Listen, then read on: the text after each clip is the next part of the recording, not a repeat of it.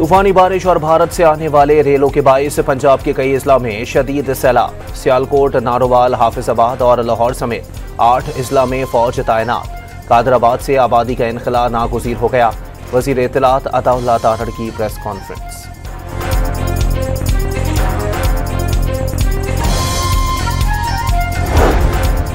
सैलाबी पानी ने गुरुद्वारा करतारपुर को डिबो कर रख दिया। 200 से 300 अफराद फंस गए।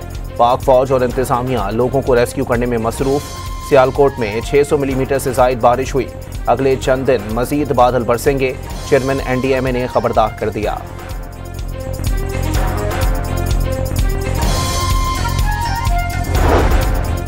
सैलाबज़दा इलाकों में आर्मी के 29 मेडिकल कैंप्स फाल।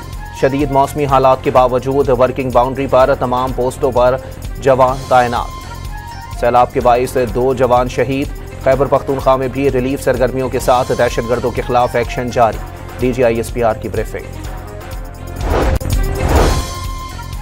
शकरगढ़ के सैलाबी रेले में फंसे खवातीन और बच्चों समेत 50 अफराद को रेस्क्यू कर लिया गया। मुतासिरीन ने दरियाए रावी के किनारे एक दीवार पर पनाह ली हुई थी।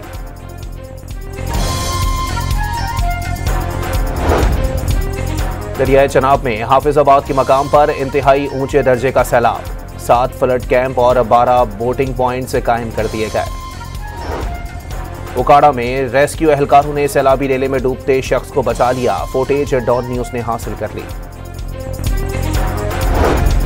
पंजाब रेंजर्स का सैलाब से मुतासर इलाकों में रेस्क्यू एंड रिलीफ ऑपरेशन जारी। कसूर गंडा सिंहवाला में 7000 के करीब शहरियों और 1000 से ज़ायद मवेशियों को महफूज मकामात पर मुंतकिल कर दिया गया।